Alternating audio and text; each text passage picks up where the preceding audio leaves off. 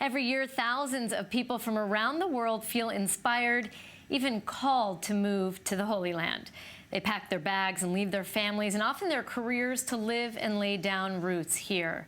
Today, two people will share their unique stories about why they came here. Both are artists. Chana Helen moved from Manchester, England. She was raised Christian but married a Jewish man and converted to Judaism. And Mayan is an abstract painter, a native of New York. Thank you both for joining me. So great to have two female women artists on the show. Chana, I want to start with you about your kind of journey, and ultimately that journey led you here to the Holy Land.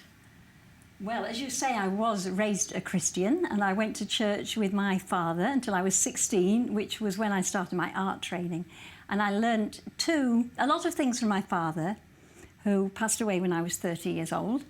But the main things that have really been so important in my life is that he taught me that there is a creator. After a very long journey, I decided that the only way for me to live a fully Jewish life was to move to Israel.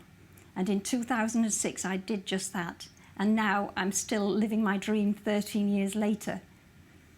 It has been a dream for you, realized. It's been a dream, it still is. I'm still living the dream. And what makes it so satisfying for you? I feel that I can live a truly Jewish life because I feel this is the Holy Land. Jerusalem is Ir Kodesh, a holy city, and all life, all people, everything here is different because it's Israel. Mayan, you know, it often happens to Americans a lot. I get these questions: how could you leave America? It's such a great place. You know, I had a terrific career there, right. And yet people feel pulled to come here. Why did you do this, and at a particularly later stage of your life? Well, I came here the first time about 12 years ago.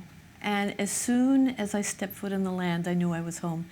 And throughout my life, I had traveled extensively around the world, always coming back to New York. And while I love New York, I never felt like I was home until I stepped foot in Israel. And what does that mean, home, for you?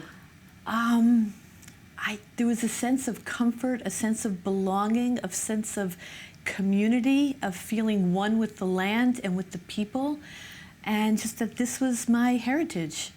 And so every step I take, I'm walking in our history, and that meant like I was home. Chana, I wonder how your art and your own kind of creative journey has changed since you moved here to Israel. Just phenomenally.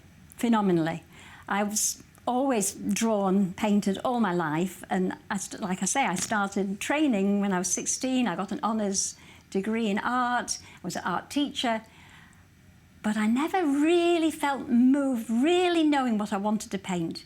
My painting's full of movement and joy. Mayan, people come here, writers and artists, spiritual seekers, intellectuals, and they feel this kind of energy and a kind of creativity. How has it changed your art? For me, it's very interesting how it's changed my art.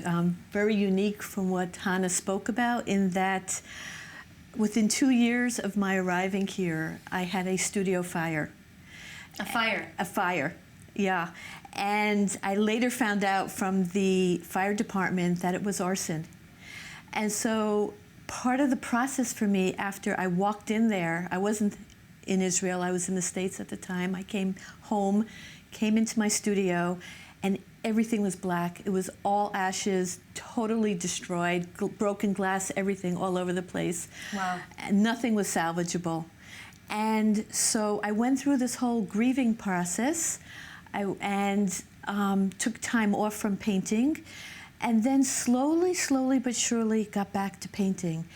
And what happened to me is that because there was a hope, because there was strength, because there was a perseverance to move forward, I birthed the latest series that I just completed, a part of which was shown at the Mamilla Hotel in their gallery. And I realized that, you know what, this is the story of Israelis, because there's so much trauma and so much tragedy that affect Israelis on almost a daily basis, unfortunately.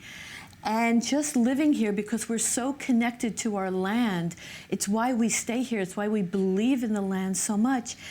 And yet when the trauma or the tragedy hits us, you know, we go inside. It's a slow process of mourning, grieving for the loss, but then little by little we pick up the pieces and we persevere, and we not only strive, but we thrive.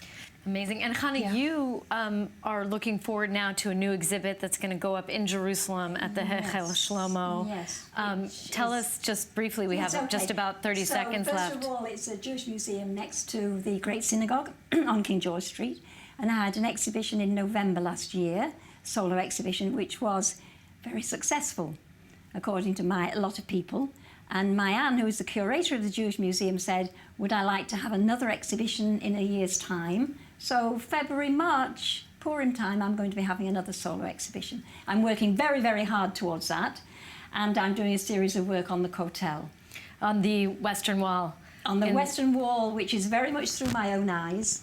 I see all the pictures on the internet and all the men just standing against the wall. And that stuff cannot wipe them what my painting is about.